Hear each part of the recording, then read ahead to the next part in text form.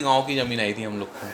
अब जैसे आपके पास 85-90 एकड़ है। हाँ। अब 85-90 एकड़ में गर्मी का पानी कितने एकड़ में है जिसमें आप गन्ना पाल सकते हैं? अपने पास वहाँ पे तो है, यानी 30 एकड़ करीब में वहाँ तीस पे तीस अपना। तीस हाँ, एकड़ और 10-12 एकड़ पे? हाँ। यहाँ भी है, मगर यहाँ लेबर की समस्या के कारण अपन गन्ना नहीं लगाते। नहीं, अब आप सुनिए, जैसे अपना। आपका गन्ना जितने एकड़ में पानी हो आप गन्ना लगाओ, हम गन्ना कटवा लेंगे आपको। जैसे आप यहाँ। 50 एकड़ भी लगाओ ना, हार्वेस्टर फिक्स कर देंगे, हर साल आपका हाँ, काट के लेके वो चला पिछली जाएगा। साल कटवाए ना 84 वाली। मैं बता रहा हूँ ना, आपके पास 85-90 एकड़ है, आप तो 60 एकड़ गन्ना लगा दो, काटने का टेंशन हमारे ऊपर छोड़ दो, हर साल काट के हम ले जाएंगे आपका। समझ रहे हैं ना? और आपको 500 से कम पैदावार आपका नहीं होने देंगे, ये कैलेंडर हमने दिया आपको। जी। अब इसको आप पढ़िए, इस हिसाब से काम करिए। तो आप 50-60 एकड़ गन्ना लगाओ और हर साल आप लेबर का झंझट छोड़ो, हर साल हमारे पास। हाँ, बस जल्दबाजी मत करिएगा, कोई ऐसी दंदनाहट न हो कि भाई हम जो है अभी कटना है। नहीं, ऐसा नहीं रहता। तो हम अपने हिसाब से आपका कटवा लेंगे, आप सिर्फ खेती करो, कटवाने का हमारे ऊपर आप छोड़ो, ठीक है ना? जी। गाँव में जो भी आदमी गन्ना लगाएगा, हाँ, आप जो है तो जटामा में जो भी आदमी गन्ना लगाएगा जी, आप लगाओ, जी, बस हम अपने हिसाब से आपको एक हार्वेस्टर भेजेंगे जी। और आप जो है, और जैसे गांव में आपके ज़्यादा गन्ना हो गया, हाँ। एक हार्वेस्टर नहीं छोड़ देंगे। जैसे मान लीजिए 500 एकड़ गन्ना हो गया, जी, जी। क्योंकि आपके गांव का कल्चरेबल लैंड भी ज़्यादा है। हाँ, है ना। आपके हिसाब से कितना एकड़ ज़मीन पूरे गांव में होगा? कम से कम 2000 एकड़ तो होगा ही। हाँ, लगभग 1400-1500 तो है यहाँ पर। 1500 1500 राउंड। 1500 होगा तो 1500 में 600, 500, 400, 500 एकड़ तो ऐसी ज़मीन होगी जिसमें गन्ना बोया जा सकता है। हाँ, आराम से पहले था यहाँ पे, काफी अच्छा, गन्ना था। 30% ही मान लीजिए अगर। नहीं, पहले जब ये मोहताजी की फैक्ट्री चलती हाँ, थी हाँ। तो आपके गांव में 100 एकड़ गन्ना था। हाँ, था ना। मैं यहाँ पे बलराम भैया के यहाँ आया हूँ ना, जी। तो अपना भी जाता था पहले तो यहाँ से। कुल मिला जुला करके आपके गांव में 100 एकड़ गन्ना होता था हाँ, उस हाँ। समय। मैं बलराम भैया के एक बार मीटिंग किया हूँ। हाँ, जब वो माचागुरा नहर नहीं थी। हाँ, नहीं थी। हाँ, अभी लेकिन तो। अच्छा, बलराम भैया का तो खाना चलता अपना। हाँ, उनका तो उस समय जो है मीटिंग एक हमने किया था, जी। उस समय गन्ना था। धीरे धीरे धीरे जैसे ये फैक्ट्री बंद हुई तो मान लीजिए आपने गन्ना धीरे धीरे कम कर।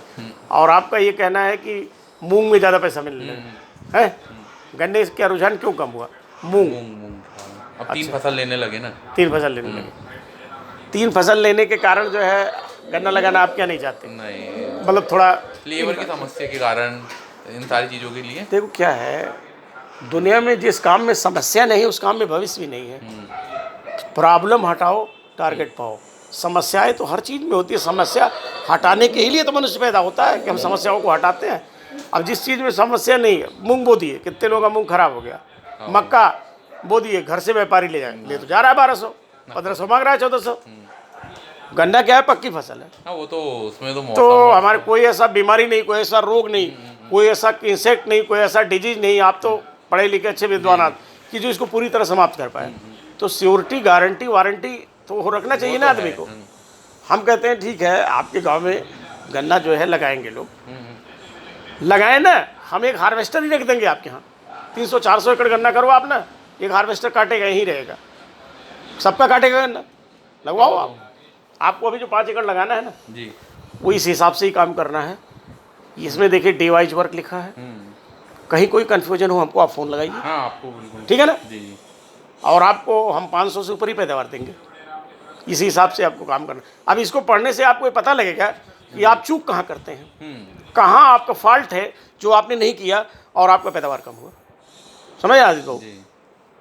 तो ये जो है, अगर टाइमली वर्क आप करेंगे तो 200 कुंटल पैदावार तो आपका टाइमली वर्क से बढ़ जाएगा।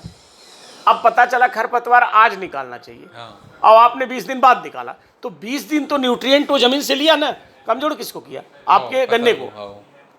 आपको खाद आज देनी है, आपने 15 दिन बाद दिया। तो हमारे कहने का मतलब, बच्चे को भूख आज लगी है और उसको भोजन आज चाहिए, अब आपने उसको 4-5 घंटे बाद दिया तो तब तक तो उसकी बॉडी में कमजोरी आ जाएगी।